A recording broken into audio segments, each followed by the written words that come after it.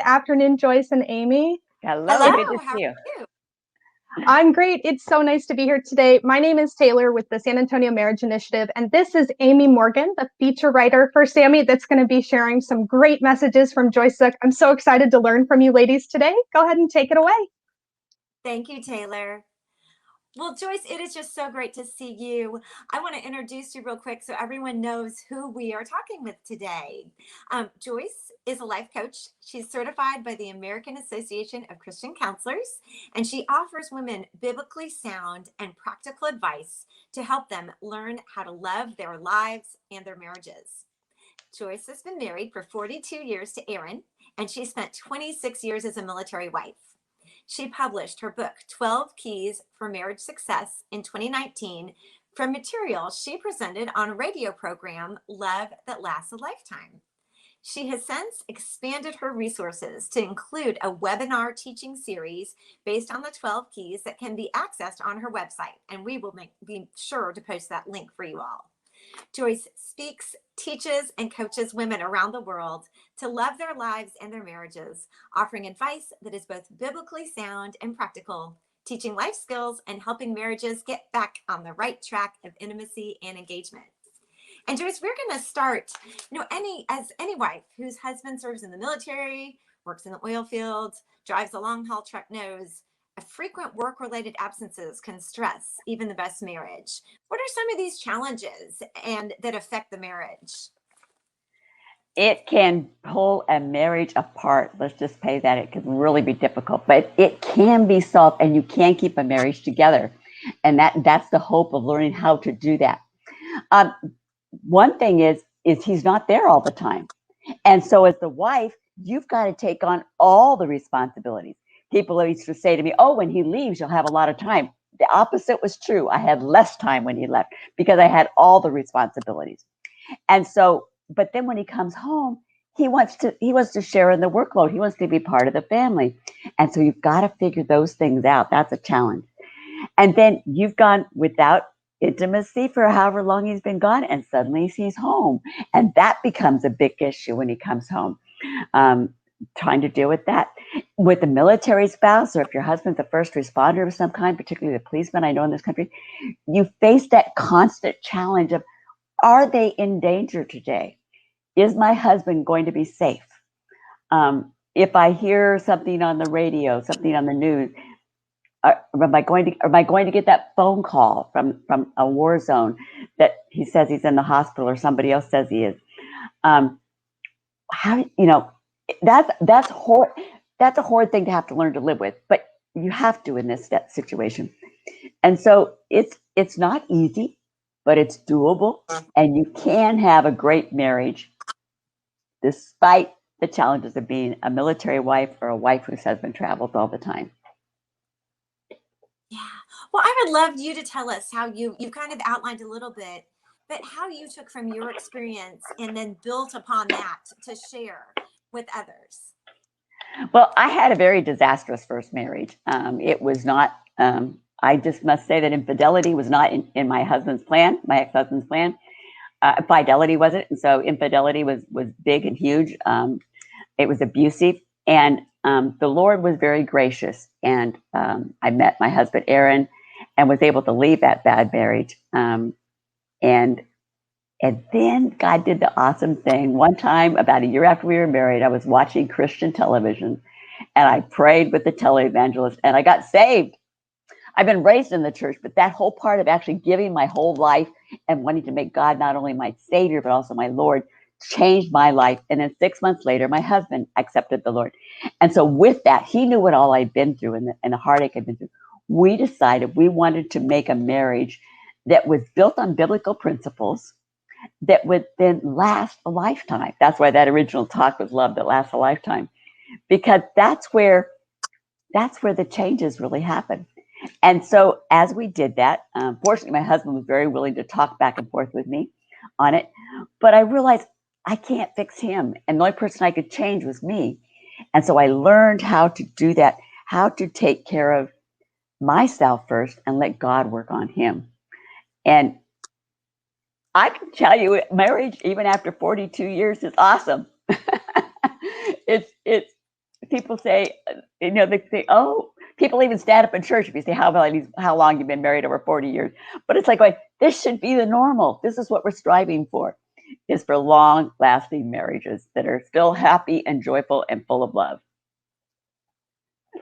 Well, I love that. I know you have a book out, The 12 Keys for Marriage Success, and I think Taylor's going to put the book cover up for us.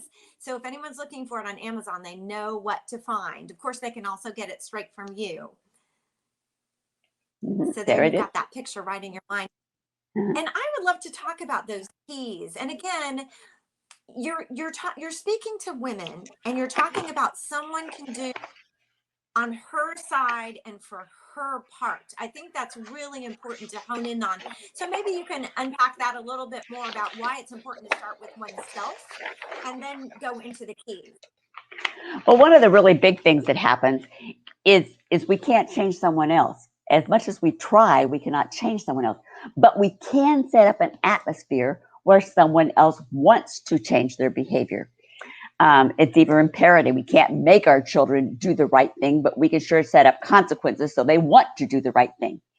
And I'm not that I'm trying to say a marriage is like that when our husbands are children, because we definitely don't want to treat our husband like children. But as we change, the husband starts to say, what are you doing differently? Or they'll start to respond differently. Sometimes they don't even ask, they just respond differently. I have a couple of examples. One is I like to say two people are dancing out on the dance floor. And we only really learned to slow dance. We didn't learn all those fancy ballroom steps. So we're out here slow dancing. And suddenly I decide I'm thirsty and I go over here to go get something to drink. Well, at that point, then my husband has to decide, is he going to follow me over there? Or is he going to stay in the middle of the dance floor, which would really be kind of silly? Or is he going to go get with some of his friends? Most of the time, if you're there together, he's going to follow you to go get a drink. The same thing happens when we change, then that starts this process of our husbands changing. The other part I like about this is it fits with what the Bible says, because the Bible tells us to do unto others as we have to do unto us. It's not, he's got to do it first. Oh, I've heard that so many times. Or if one gal wanted to lose weight I talked to, she said, but I'm not going to lose weight and try to change my diet unless he stops smoking. And I'm going, you taking care of yourself is based upon him stopping what he's doing. And so that's really, it doesn't work that way. Guys, when we try to make them change, get rebellious. They may shut up. They may push back. They may yell and scream at us. And often that happens when gals tell me that their husbands are yelling at them and they're yelling all the time. It's because she's trying to get him to change. Where if she changes first, then sometimes the changes happen just kind of because they do. They happen because she changed. I'm going to move something here. This bothers me. Thank you. Well, I know when we talked, and it kind of goes back to that first key, but we talked about nagging and how that is just not the way to go.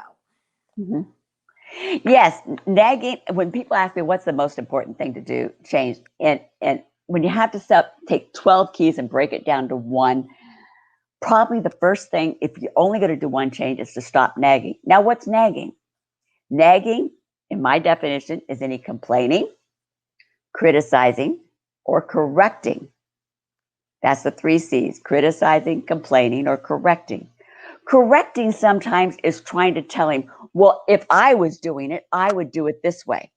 Now, as women, often we think we know what's best to do. We know how to do this, but they're men and they know too. And it doesn't have to be exactly like we do it. And so stopping to do that you don't say those things. Now, what do you do with them instead? Because they're still going to run through your head.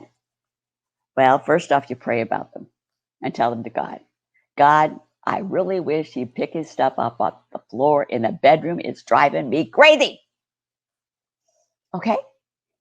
You could want him to do that. And that's probably a very good thing to want. Now, what do you do about it? Well, you tell him one time. Oh, that's so hard for gals to tell him just one time. They want to tell him over and over and over again. And they want to complain about it when he doesn't do it. Well, complaining about it is going to totally ruin the romance in your marriage. Who wants to be romantic with somebody who's complaining all the time? or you lose that lovey feeling, or you don't want to be around them even because they're complaining at you. So you've got a couple of choices. You could leave the dirty clothes on the floor until he doesn't have any more in his closet, and then maybe he'll go pick them up then. Or you can just say, it's not worth it. I'm going to go pick them up and put them in. Now, I would suggest maybe if you haven't talked about this, that you actually would find a time when you're not disturbed to possibly talk to him about it and tell him why it's important to you. Maybe it takes away your romantic feeling to have clothes all over the bedroom floor. Or you don't like the stinky smell or whatever it is. but talking once, and it's what you feel about it, but not trying to get him to change. Someone else has told me, but you're setting a bad example for the kids. I said, well, the kids will learn that there's two different ways of doing things. One way is putting stuff in the laundry basket. Another way is not. If they don't put it in the laundry basket, mom's going to get upset at them. Dad might not, but mom will. And so they learn how to do that. So I actually had one gal who, when she came to take my marriage class, she said that she and her husband were going to go talk to a counselor on the military base before they got divorced. And that was the way she put it. I said, well, what's the main problem? She said, he can't stand my nagging. I said, well, you may be interested in my book because one of the keys is nagging. And so she decided to take the course, but I said, why don't you just skip everything else and go down to the nagging chapter and read it first?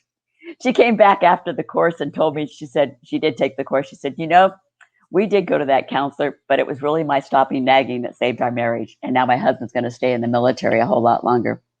And oftentimes that's what happens. Wives can stop their husbands from doing the job they're doing, whatever it is that God's called them to, and however God's providing their income and resources, by complaining. Because the guys don't, if she's going to complain about that all the time, then I'm not going to do that. And so we can actually help a military career by not complaining. But that doesn't mean we don't try to talk about it. We don't try to work it out. But there's a difference between trying to solve the issue and picking at it, like you would at a little water drip, or picking at a scab or something. And that doesn't work. The other way can. It's really kind of fun to watch and see what happens when people stop nagging. I've got lots of fun stories about that, but that's really one of the things that I think if the people are going to do one thing to improve their marriage.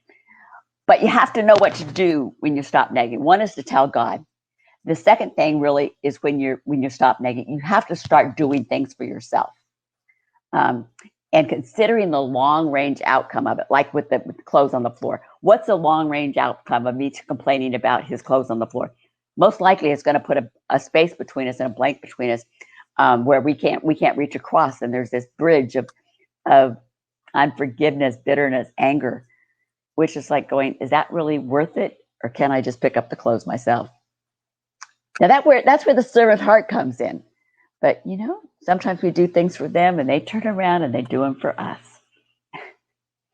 Oh, that's a big one to me. Yeah, no, I really think, a lot of people don't really think about it this way. You think of everything has got to be a battle and it's got to be 50-50 and he's got to, but if you can bend on some things that really don't make that much difference in the long run, he, in your experience, he'll notice and he's going to compromise and do some things to meet you in the middle. It may not ever be about his clothes, but it may be something else. I mean, I know I still pick up my husband's socks every day, but you know what? He brings me coffee in bed every morning. I really like that coffee. And that's a good point. It's learning to work together as a team. Two different people get married. We're not the same person. I didn't want to marry someone just like me, because then I'd have to deal with all my own faults twice, within me and in the other person. But I married someone different than me that can fill in the gaps, that has different qualities that I don't have. And as we come together, as God says, we're joining together in union, we fit together, we complete each other, as one book read that I said that I read, instead of competing against each other. And so in that way, we learn to form a team. It's like an orchestra or a band that's not all full of French horns. They've got a whole variety of instruments in there. And so they all learn to play beautiful music together, but they're not even playing the same part. The French horns are, but then the flute's going to play something different and the drum's going to play something different. but they work together to make something. And that's what a marriage is this learning to work together. I had one gal talk to me recently. She was talking about she had gone back to work to try to save up money because they wanted to build a house. The kids were all gone from home. And she said, but he keeps changing what he wants to do. And I go, okay. So she started telling me what I said, what do you want? She goes, I want to set a certain goal and go for it. I said, okay, how about this idea? If you set a certain goal for a certain amount of money you want to save up, then you can start checking it just like what you would say, like a Red Cross, checking up to see how much money we get. If the loan goes up and up or comes down, whichever way it's going to go, or a building plan for a church. And you can see how good you're doing. So you're meeting your goal. And then at the same time, you can watch him brainstorm all these ideas. And I bet when you get to the point you have the type of money you want to do your project, that he'll come up with a solution of what he wants to do. And it'll become them. But it's not going to come until then because he's a different person. He's a dreamer, and she's a get it done person. That really just sounds like such practical advice. I know we had a question. Someone said, do you offer a couples class? And actually Taylor just answered it. I know you focus on women. Would you like to take a minute to explain why you focus on women? I think that would be helpful. Well, first off, I'm a woman, and I believe that I see things from a woman's perspective. And so my stories are about what women do and how we do it. My husband has joined me on a few things when we've talked with couples groups and done like couple dinners and things. And he does present a man's perspective because it's not the same as mine. And men don't react to things the same way we do. And most of the time they've had different experiences than we do. And so, but when one person changes, the other person changes. If you go back to the Bible in Titus chapter 2, it tells the older women to teach the younger women. It doesn't tell them to teach the men. I know some people are going to resist that and say no. And I have spoken at church before to a large congregation, 450 or so, and given a presentation about what it meant to be a biblical wife. But the interesting thing was, after those presentations, it was the guys came up and thanked me for presenting that to them, to the group, because they felt their wife needed to hear it, and he couldn't say it. And so, do husbands change? Yes, they do. But agreement my husband and I made, I will not speak alone to men, to a mixed group. My husband would at least travel with me. To be there as support and as a covering for me if I was doing that. So I know a lot of people don't like that. They think men and women should both be equally being able to speak to those groups. But even I was sitting in a Sunday school class once in a military chapel, and the chaplain started telling all these things about what they thought we should do to make our marriages better. And he said, oh, we need to sacrifice. We need to self-sacrifice. We need to stop thinking so much about ourselves. And I was sitting there because I'd just been in like 2 years worth of teaching my marriage class in a military chapel. And I realized that the wives didn't need to do any more self-sacrificing. They had to learn how to take care of themselves and nurture themselves, because they were sacrificing to the point they had nothing left. I tried to bring that up to the male chaplain, and it was like his ears were closed. He had no concept that that's what the women were dealing with. And so that's why I think it's important to talk to women about what they can do. And I can tell you that over all the hundreds of women I've worked with, the guys change. I've had guys, even gals, tell me from after teaching this or going through this, the guys will ask, what'd you study this week? What'd you do this week? Because it changes their lives. It doesn't take two people to have to change to begin with. Somebody says recently on a post, like, but this goes both ways, something I think. I say, yes, but somebody has to start it. Are you going to be the change agent? Somebody has to start. And somebody has to start. Yeah, whether somebody has to start, and whether it's your book, or I want to make sure we talk about, you've developed a new online course that you kind of ramped up. You were doing speaking that I think you're starting again, but while we weren't traveling as much, you developed so let's talk about your online course, because for Summer and some of the other people who are watching, this might be a great resource for them to find you. So please tell us. Yes, I'm so excited. The first online course I did, we got it together during the pandemic year, and I did it with Zoom discussion groups, and then I thought, oh well, if it's going to be posted someplace, we need to have one that's totally self-paced. And there on the screen, you'll see that the 12 key self-paced. Actually, on the website, it's going to you'll go to my website, joycezook.com, and up at the top is the place button that says Marriage Success, is what the button you would click on. That will take you right there. It's also further down the page. You can find it on the homepage. But in this course, you'll get 12 videos. They are about 20, 15, most right around 20 minutes long, one for each of the keys, where I discuss what the key is about and talk about it. We've had them all professionally edited, so I'm excited about that. And then with each one, you get a study guide. That's part of that 12 keys course. And then you'll also get a PDF copy of the book and several other bonuses along the way to go with it. And so it's all there to do it by yourself. Now, the exciting thing is, because it's all there, you can also download this and show them to a group. And I just worked this out this last week. So God's working all the timing on these things.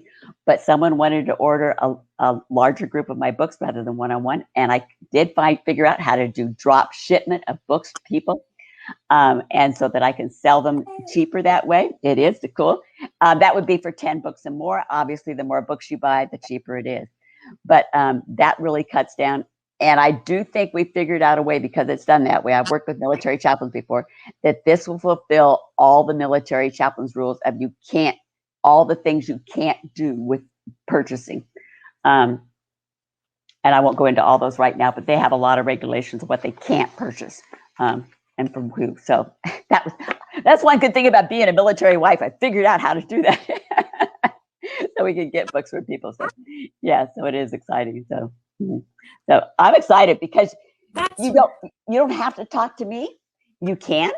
I do private coaching, but you can also do this right there online by yourself at your own time. Watch it when you want to. Watch it when the kids are in bed. Watch it when your husband's deployed. Watch it when he's out in the field. Watch it when he's on the road. You can do it yourself. And then surprise him. You don't even have to tell him what you're doing. If you really practice these things, he'll know. He'll know what you're doing. He'll say, something's different. She's different. Well, tell me a little bit more. Like you said, that each one of the videos will unpack one of your keys. So can you think through like one maybe that we haven't talked about? We talked about the nagging, but maybe one of the different keys that you said, maybe emphasizing yourself or just self-care or something. So kind of tell us that, like from the perspective of, let's say they're going to decide to do this directed course. What would they find in an episode, and like unpack one for us? Well, usually when they'll come to me, and when they have a problem, that one gal came with a nagging problem, but often people come to me and they want to solve their sex life problems.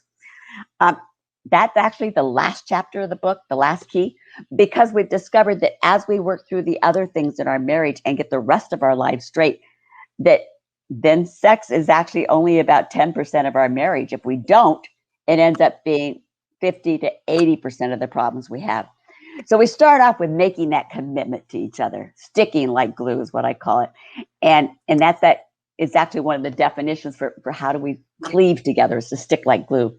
And then we have to start thinking like a couple. And part of that involves doing things together instead of being single. I'm just going to go down. I'm going to get to the one here on doing things for yourself. And then we have to figure out, how are we going to spend time with God, both privately by ourselves and with other people. Hopefully that will be in a church or in a small group Bible study or ladies Bible study or someplace that you can find that group fellowship. And then key number 4 is to give your best. That's where we need to take care of ourselves. One of the best gifts I can give my husband, and you could give your husband if you're married, or if you're a man, you want to give to your wife, is a healthy, happy you. This was kind of interesting. I started out, our boys were little. They were preschoolers. We were stationed in Huntsville, Alabama at the time. I can tell you places what happened by where we were stationed, in Huntsville, Alabama. And I was a new mom. And I asked my husband, what do you want me to do for you? And I thought he'd tell me the things he wanted me to do around the house. And actually he looked at me and said, I want a happy, healthy, rested wife. Oh no. That means I'm not happy. I must not be rested. and I must not be taking good care of myself. So it starts there, figuring out what does it take to make you happy? What does it take to put a smile on your face? And maybe it's your favorite cup of coffee, or like today, I have my favorite soda in my cup. Maybe it's a book you like to read. Maybe it's going outside and hearing the birds. I don't know, those little things. Some of them might be big, but I encourage you to make a list of little things you can do to get your own happiness. This is also one of those things you can do, is doing something from your happy list when you're having trouble not nagging. Is go do something for yourself. Remember, your husband can't supply all your needs. God will take care of all your needs, but he also gives us that ability to find those little moments of joy and pleasure. So taking care of ourselves, get in enough rest, staying as healthy as your body will physically allow. There was a good saying, clear into the 80s, my mom was still, she was still swimming a mile 3 times a week, or an hour 3 times a week. She was over a mile. She was riding her stationary bike in front of the television because she'd had knee surgery, and she was walking 2 miles a day. I called her a senior triathlete. But she said to me, she said, Joyce, keep getting it fixed. It's worth it. And I know this can be good advice, particularly for military members. I know my husband really got concerned with that as he got further in the military. Do I get it fixed because it might stop my ability to do this, that, or the other thing? And you'll have to figure that out with your career-wise. But it does help to get it fixed. We do heal. Fortunately, God heals our bodies. But taking care of our health. I'm not saying everybody has to be the same size or whatever. That's between you and the Lord. But so that you feel good about yourself as best as you can. So that's that key 4. We didn't unpack that in the interview for the blog either. So that was kind of fun. So that's a fun one. No, that is. So when they connect with you, like you said, you can connect with you individually. They can connect with you through your website, either doing the self-directed, or they can order your book. Any other things that are important? Do you do some Facebook Live and some videos on YouTube, right? Too? Do you want to tell us about those a little bit? Yes, on most Wednesday, not at least 3 Wednesdays out of the month, I do a Facebook Live at Joyce Zook, the Practical Christian Woman. So if you do Joyce Zook, it will pop up if you put that into the search button on Facebook. And I've been talking about a variety of things. I've done almost a 2-year series on marriage problems and answers. And then I've just finished a series on priorities for life, which talks about where does thy husband fit into our priorities, or where does your wife fit if we want to talk about it from that perspective. So the Facebook Live, we've started to get them on YouTube. So there are not as many there as you will still find on Facebook, but we're making progress. It's a progress time. One other thing I want to mention too is people say, oh, but Joyce, you don't live right where I do. I can't come to you to talk to you. One of the great things that works for military wives and works for other women is I talk to women by telephone. No one comes to my house unless we're going to sit down and have coffee. And then we're not talking about problems. We're sharing our lives. And so I coach women in various foreign countries. I coach military wives if they moved. Well, recently I had one that moved from Texas to California. I've had people that have moved from Germany to Colorado to Texas, back to Colorado. And we just kept talking because we can talk by telephone. So that's where it's not limited. I also have blogs that come out twice a month. And if you want, on my website, you can get right up there at the top right now. The freebie is, I think, is 10 tips for wives, although we're changing it. So you'll get 2 freebies soon. In fact, I think you will already if you do that. We'll see. Anyway, but you'll sign up for my newsletter too. You get 10 tips for wives, and you get my newsletter. And then once a month, you'll get something about loving your life. And then another time it'll be about loving your marriage. Plus, you'll get insights, and coupons for some of the things that I have going on. So that's a great place to sign up. It's right underneath my header on my website. You got the header, and then you've got right there. Click on it. Put in your name, in your email. And what lady doesn't like a coupon, right? Yeah. Yep. Well, Joyce, this is so wonderful. You have so many generous offers, and I know Taylor had a quick announcement about a way to help us people get in touch with us. But this has been such a delight. Thank you so much for telling us all about the things that you've been doing. Thank you. It's my pleasure. Thank you, Joyce. It was so great to get to learn from you. And Amy, you had such great questions. I just wanted to quickly share, for those of you that don't know, this is the first of this new series that Sammy is going to be offering. We are so excited to get to connect with folks again, even virtually, but we would love to hear some feedback. So if you could visit our survey at tinyurl.com/Zook survey, tried to make it easy for you.